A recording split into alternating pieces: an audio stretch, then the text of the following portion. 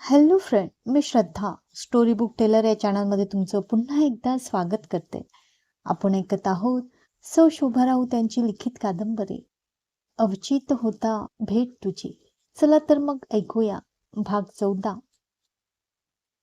शक्तिसिंहाने गाडीचा हॉर्न लागोपाठ 3-4 वेळा वाजवला. जे बाहेर आला.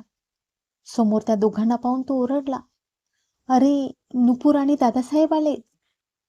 रात्रीची वेळ होती. सर्वत्र शांतता होती. जयचे ओरडणे सर्वांच्या कानापर्यंत गेले होते. शक्तिसिंह गाडीवरून उतरेपर्यंत जय, आदित्य, करण, रिचा, विशाल सगळे ओरडत बाहेर आले. नुपूर, रिचाने हाक मारली. Hello friend, I am back. रिचाने तिला मिठी मारली. हसून सर्वांना आय एम बॅक म्हणणारी नुपूर तिच्या गळ्यात पडली आणि दोघेही रडू लागल्या. जय दादासाहेबांजवळ गेला. त्याने शक्तिसिंहाला मिठी मारली. दादासाहेब, आम्ही खूप काळजीत होतो. आम्ही सुखरूप परतलोय. Thanks Dadasaheb, thank you very much. अरे, मोठा भाऊ आहे तुझा, थँक्स म्हणू नकोस. वाड्यावरची मंडळीही बाहेर आली होती. आईसाहेबांनी काळजीने विचारले, कसे आहात तुम्ही दोघं? आम्ही ठीक आहोत आईसाहेब, शक्तिसिंह म्हणाला. आईसाहेब म्हणून नुपूर आईसाहेबांच्या गळ्यात पडली. दोघींच्या डोळ्यातून आसवांचा महापूर सांडत होता. आईसाहेब, मी एकटी असते तर परत आले नसते. असे बोलू नये नुपूर.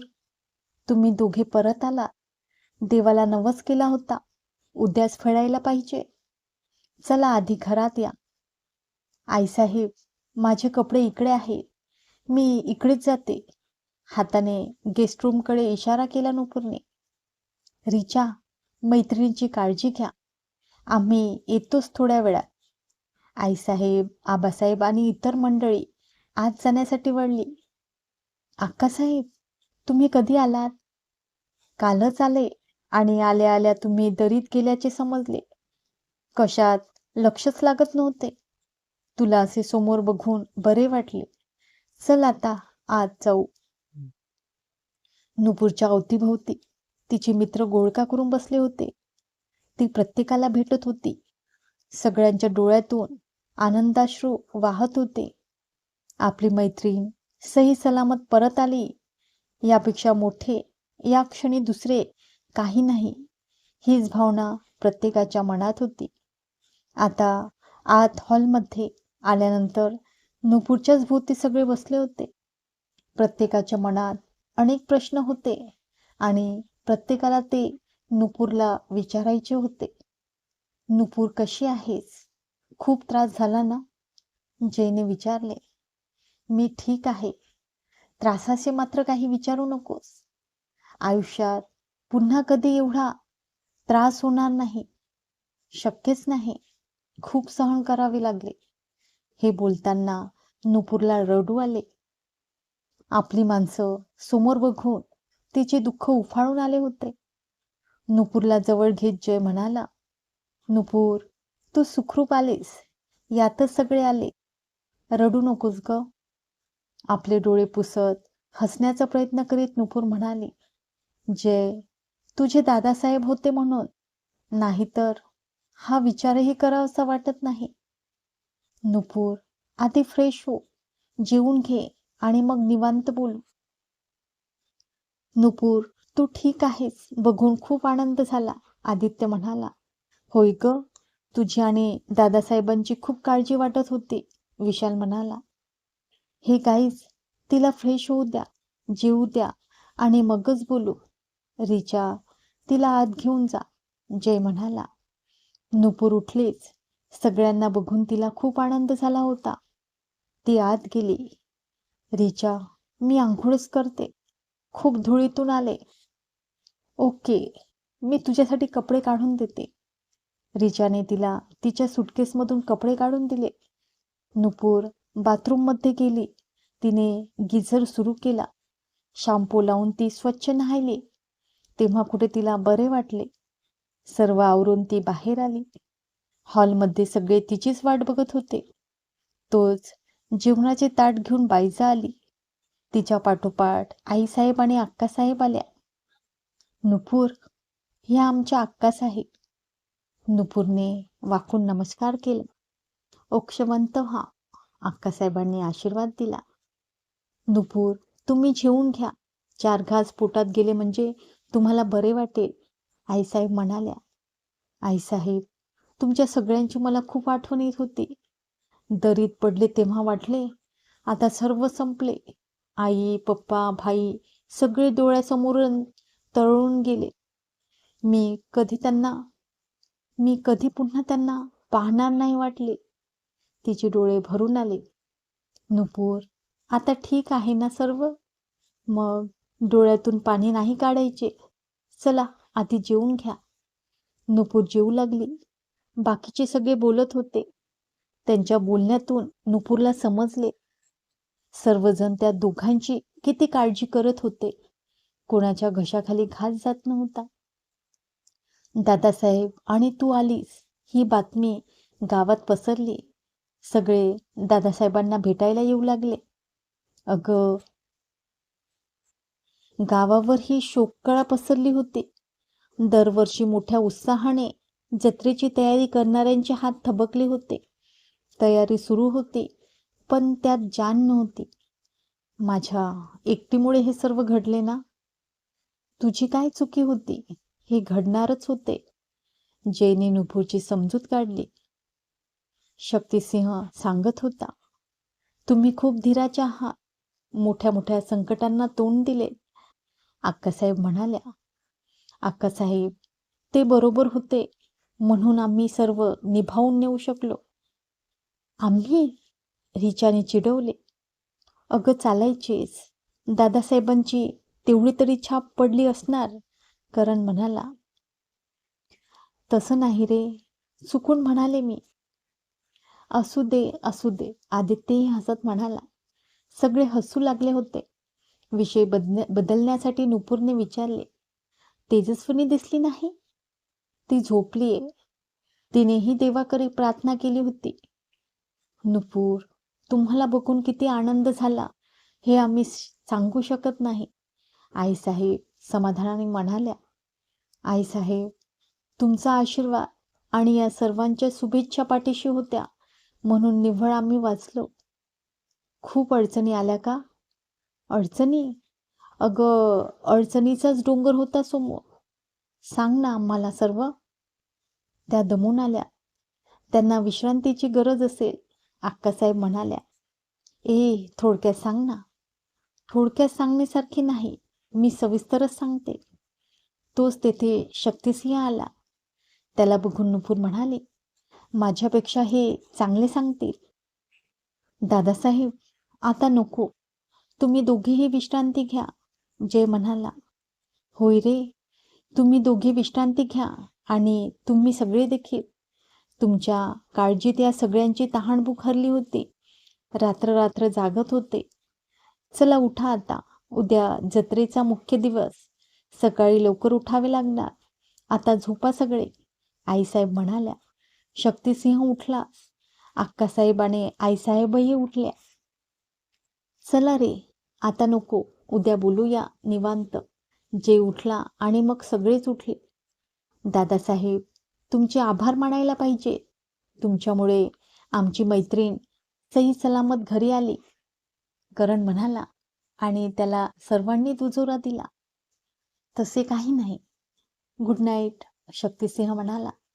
त्यावेळी त्याची नजर नुपूरवर होती. गुड नाईट दादासाहेब, आदित्य म्हणाला. आईसाहेब, अक्कासाहेब आणि शक्तिसिंह तिथून निघाले. बाकीचे सगळे रूममध्ये गेले. रिचा आणि नुपूर रूममध्ये आल्या. रिचा तडकन म्हणाली, नुपूर, त्या अडाणी माणसाने त्रास नाही ना दिला? नाही ग. ओरडला देखील नाही तुझ्यावर रागाने? ओरडला की, बऱ्याच वेळा ओरडला. मला वाटलेच होते, रिचा म्हणाली. आता झोपूया ना, नुपूर आळस देत म्हणाले. खूप दमलीस? होय ग, खूप दमले. बैलगाडीचा प्रवास कसा असतो ते समजले. बैलगाडीचा प्रवास? म्हणजे तू बैलगाडीतूनही प्रवास केलास? करावाच लागला. मजा आली असेल ना? मजा? बाई गं, चांगली सजा मिळाली. झोपूया आता. बरे बरे, चल डिम लाईट लावते, म्हणत रिचाने मोठा लाईट ऑफ केला. नुपूर गादीवर आडवी झाली. झोप डोळ्यात तरळत होती. अंग मोडून आले होते. गादीवर पडताच आज नुपूरला गाढ झोप लागली.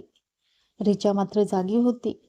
ते दादासाहेब आपल्या नुपूरवर बऱ्याच वेळा रागाने ओरडले. हे ऐकून तिला शक्तिसिंहाचा राग आला होता. त्याला चांगला धडा शिकवायचा का कोण जाणे, पण तिचा शक्तिसिंहावरचा राग वाढलाच होता. सगळे झोपायला गेले होते, पण प्रत्येक रूममध्ये नुपूर आणि दादासाहेब व्यवस्थित परतले याचा आनंद व्यक्त केला जात होता. नुपूरला खूप संकटांना तोंड द्यावे लागले हे त्यांना समजले होते. नुपूरकडून सर्व काही व्यवस्थित ऐकण्यासाठी सगळे उत्सुक होते आणि त्यांची तीच चर्चा सुरू होती. उद्या त्यांना काय काय झाले हे समजणार होते. वाड्यावरही सगळे आनंदात होते. जत्रेची रेंगाळलेली कामे नौकर वर्ग उरकत होता. शक्तिसिंह सगळ्याकडून काय काय तयारी झाली आहे, काय उरले याची चौकशी करीत होता. वाड्यावरही पै पाहुणे आले होते. अक्कासाहेब, तुम्ही कशाला जागता? झोपा आता, शक्तिसिंह म्हणाला. शक्तिसिंह, तुझ्या काळजीत 2 दिवस आमचा डोळा लागला नाही आणि आज समाधान एवढे डोळ्यात आहे की झोप येत नाही. मुले कशी आहेत? तुझीच आठवण काढत होती. मामासाहेब कधी येणार असे विचारत होती. उद्या आम्हाला बघून आनंद होईल मुलांना. होय रे अक्कासाहेब, नौकर मंडळी करतेच सर्व व्यवस्थित. आपण झोपायला जाऊया. आम्हालाही विश्रांतीची गरज आहे. जा तर मग झोपायला, आम्हीही जातो. अक्कासाहेब त्यांच्या रूमकडे वळाल्या. शक्तिसिंह त्याच्या रूममध्ये आला. अथरुणावर आडवा झाला. त्याला आधीच्या 2 रात्री आठवल्या आणि त्याच्या चेहऱ्यावर मंद हसू आले. आज चंद्रपूरला भल्या पहाटेच जाग आली होती. प्रत्येक घरात गजबज सुरू होती. परसदारी बंब किंवा चुली पेटवल्या होत्या.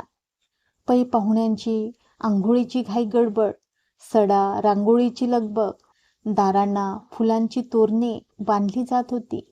बच्चे कंपनीही जत्रेसाठी म्हणून लवकर उठली होती. त्यांची ही गडबड सुरू होती.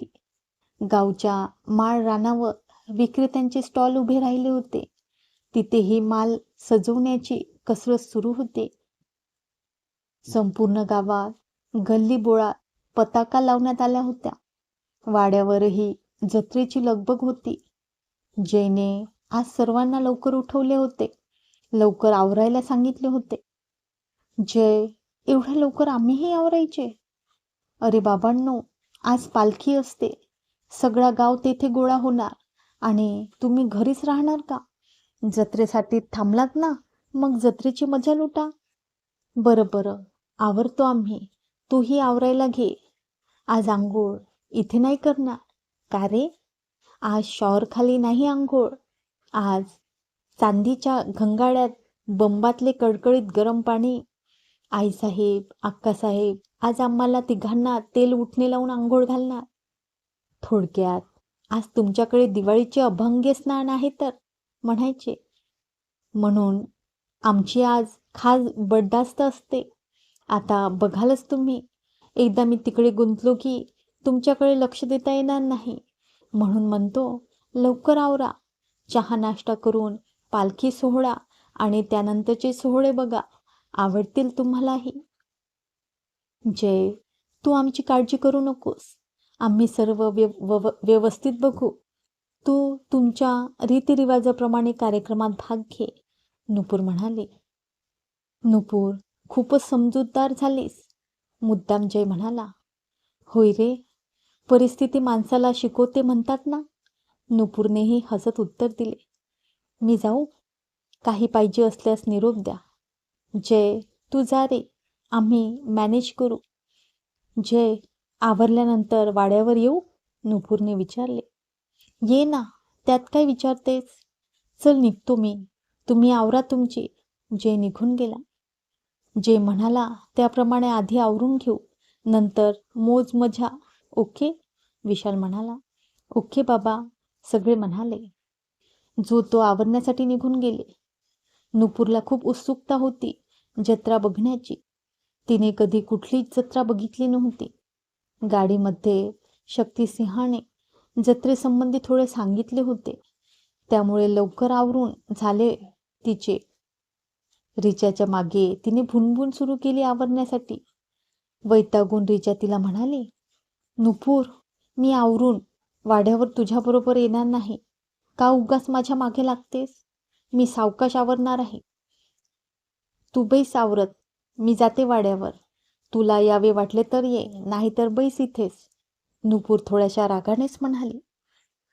नुपूर, आपल्याच घरचा काही कार्यक्रम असल्यासारखे वागतेस तू. रिचा, मला उत्सुकता आहे म्हणून तसे वाग. बरं बाई, तुझ्यावर मी रागवलेले नाही. मी जाऊ? तू आवर. ठीक आहे. नुपूर वाड्यावर आली. समोरच आबासाहेब होते. त्यांना तिने वाकून नमस्कार केला. ठीक आहात ना तुम्ही? हो आबासाहेब, मी अगदी ठीक आहे. आम्हाला शक्तिसिंहाची काळजी वाटत नव्हती. तुमचीच काळजी लागली होती. त्याला सवय आहे. त्यांच्यामुळेच आज मी इथे आहे. तुम्हाला वाचवणे, तुम्हाला मदत करणे त्याचे कामच होते. बरे, आतमध्ये जा तुम्ही. आबासाहेबांच्या अवतीभोवती इतरही माणसे होती, पण नुपूर त्यांना ओळखत नव्हती. ती सरळ आत आली. तेजू भेटली. आंटी तुम्ही? आणि पप्पाजी आलात ना?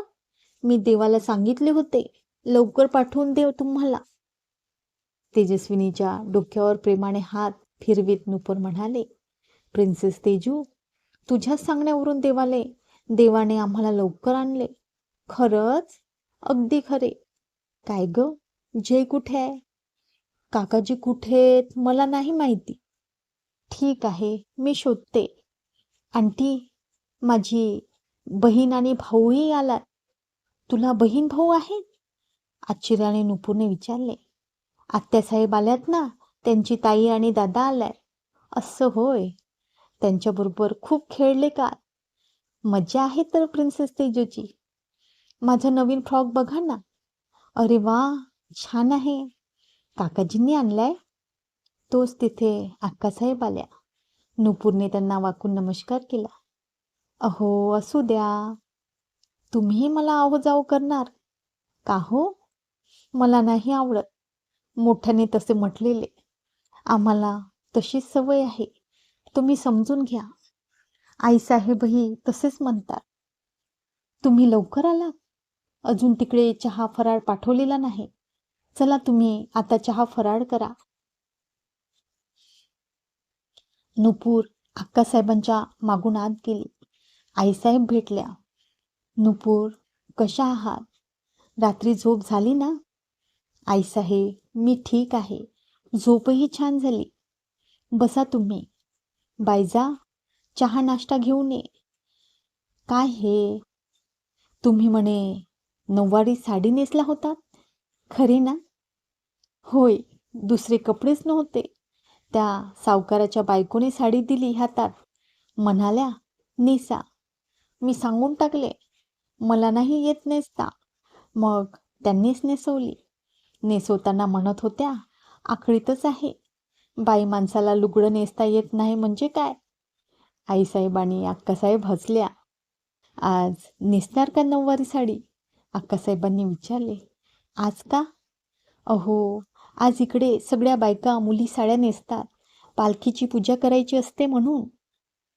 आज आम्हीही थोड्या वेळाने नऊवारी साडी नेसणार. असं होय, मग चालेल. तुम्हाला नेसवायला पाहिजे. नुपूर, तुम्हाला आवडेल ना? आवडेल. बायजा, चहा आणि उटपीट घेऊन आली. अक्कासाहेब, तुम्हीही घ्या ना माझ्याबरोबर. पालखी पुजल्याशिवाय आम्ही काही खात नाही.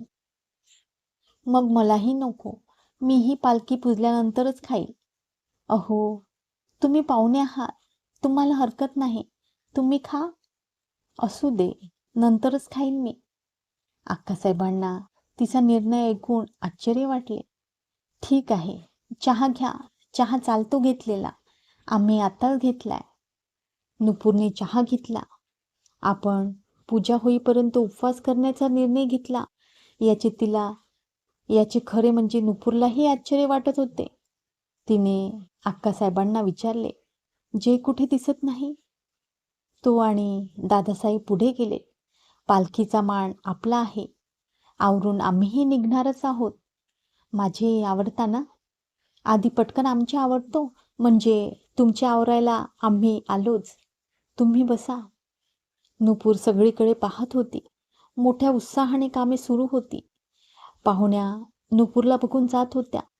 त्यांनाही नुपूरला पाहण्याची उत्सुकता होती.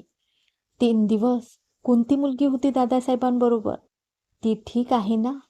नुपूरला बघून घेत होत्या त्या बायका. नुपूरलाही ते समजत होते. थोड्याच वेळात बाईजा नुपूरला म्हणाली, तुम्हासनी अक्कासाहेब बोलवित्यात. कुठे? चला माझ्या संग. नुपूर उठली.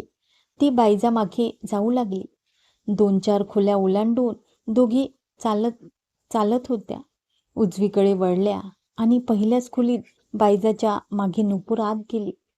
या, तुमच्यासाठी साडी सिलेक्ट करायची आहे. अक्कासाहेबांच्या तोंडून सिलेक्ट शब्द ऐकून नुपूर मनोमन समजली, अक्कासाहेबही शिकलेले आहे.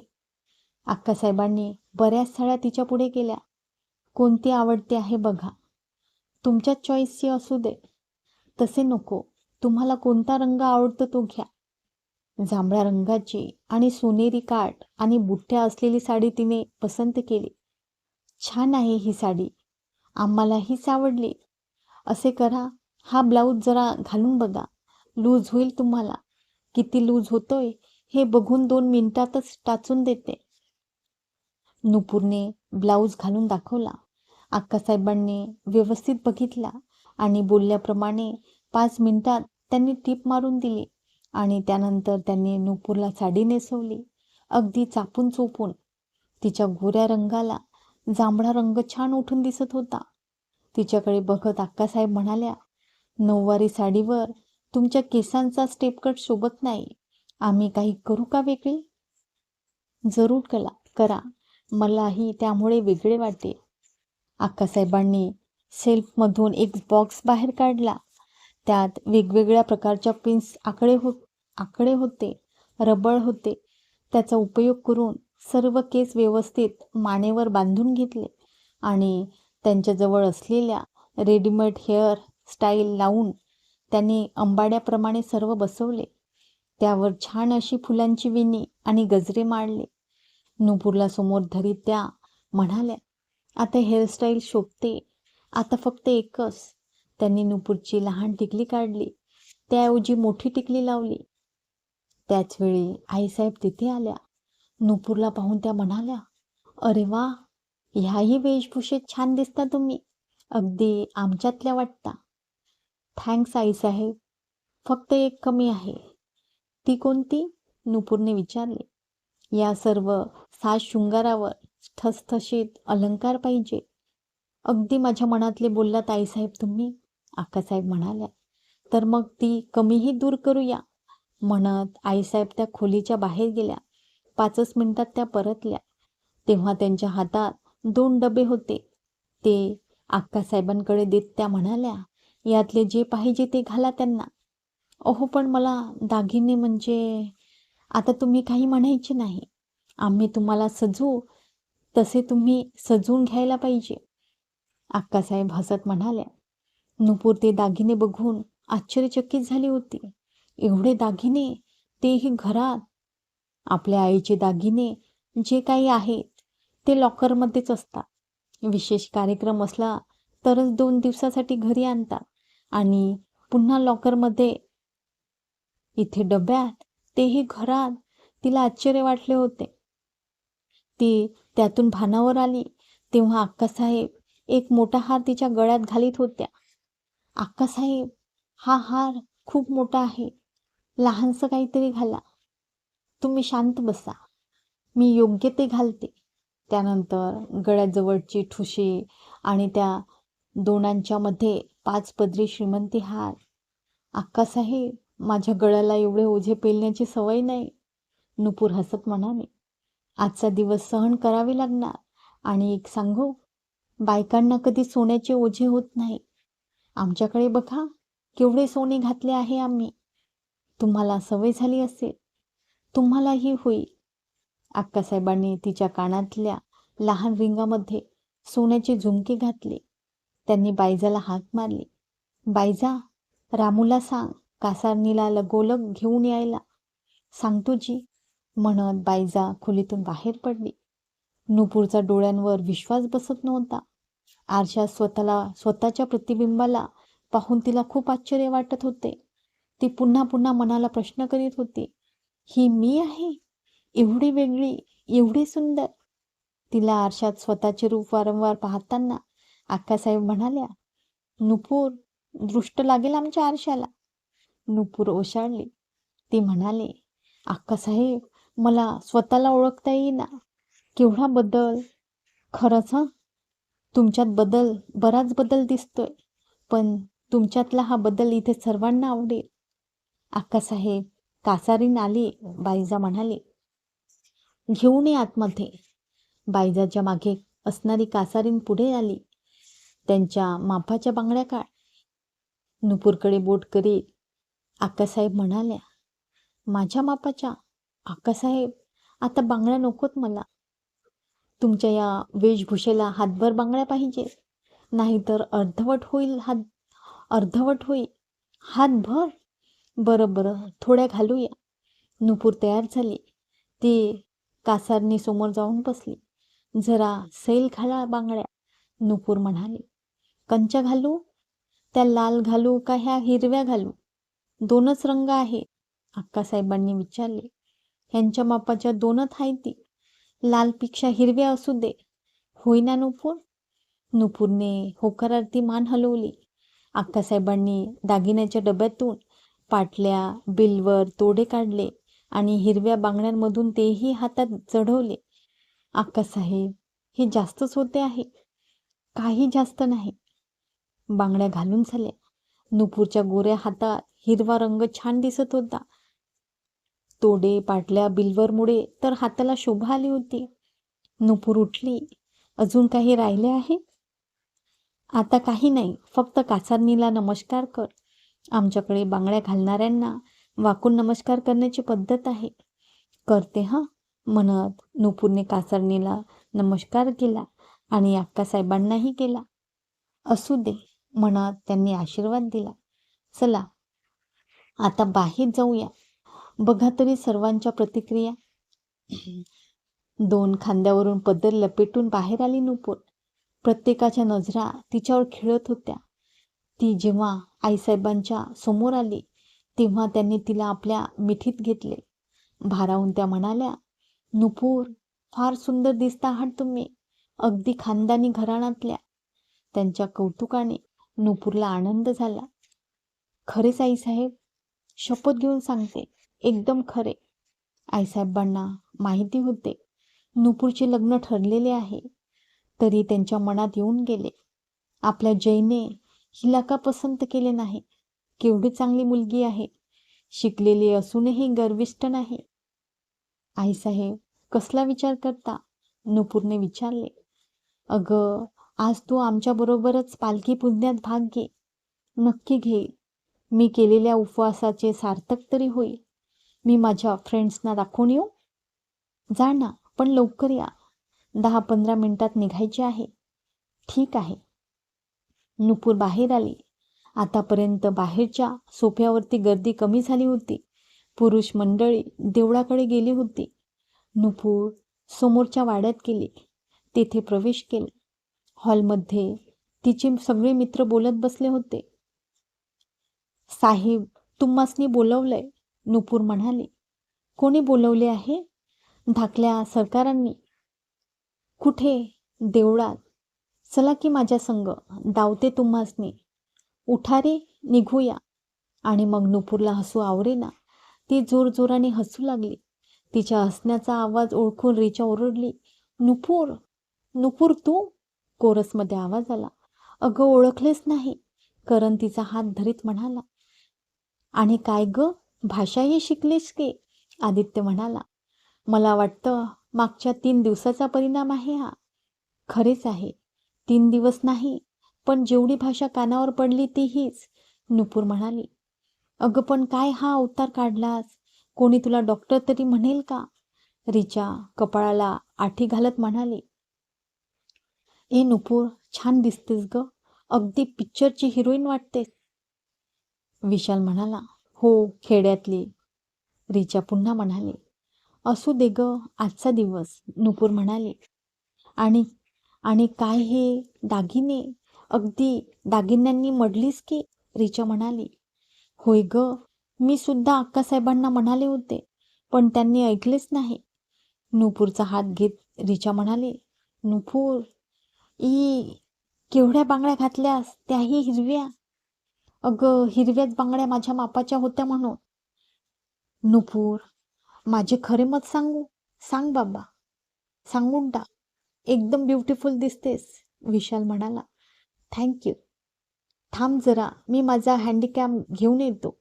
तुझे लुक शूट करतो. विशाल, फोटोही काढ, नुपूर म्हणाली. ओके, आलोच. देवदत्त, करण, विशाल, आदित्य सगळ्या मित्रांना नुपूरची वेशभूषा आवडली होती. रिचाचे तोंड वाकडे झाले होते. रिचा मनोमन विचार करीत होती. या नुपूरला जरा जास्तच पुळका आला आहे या गावचा. नुपूरला अशा अवतारात बघून जयला वाटणार, मी का नाही नेसली साडी? म्हणजे उफ, नुपूरला आता सांगायचे तरी कसे? बाई ग, तुझ्या अशा वागण्याने माझी कोंडी होते. तिला हे समजत नाही का?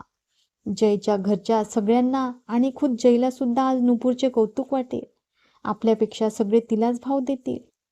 रिचा, अगं मी जेव्हा आरशात पाहिले ना, स्वतःला ओळखलेच नाही, नुपूर म्हणाली. ओळखणार कशी स्वतःला? हा असला अडाणीपणा केलास.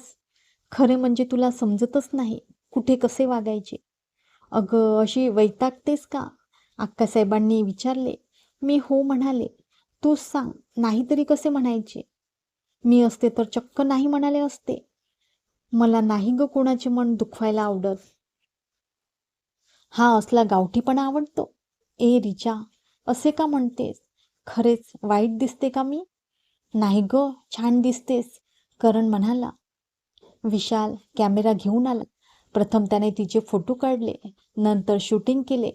सगळे मित्र नुपूरचे कौतुक करतात हे बघून रिचा मनोमन जळफळली. विशाल, पुरे, चला देवळात जायचे आहे. जे सांगून गेलाय, देवळात वेळेवर या. मला अक्कासाहेब आणि आईसाहेबांनी सांगितले आहे, पालखीची पूजा कर. विशाल, प्लीज तेव्हा व्यवस्थित घ्या शूटिंग.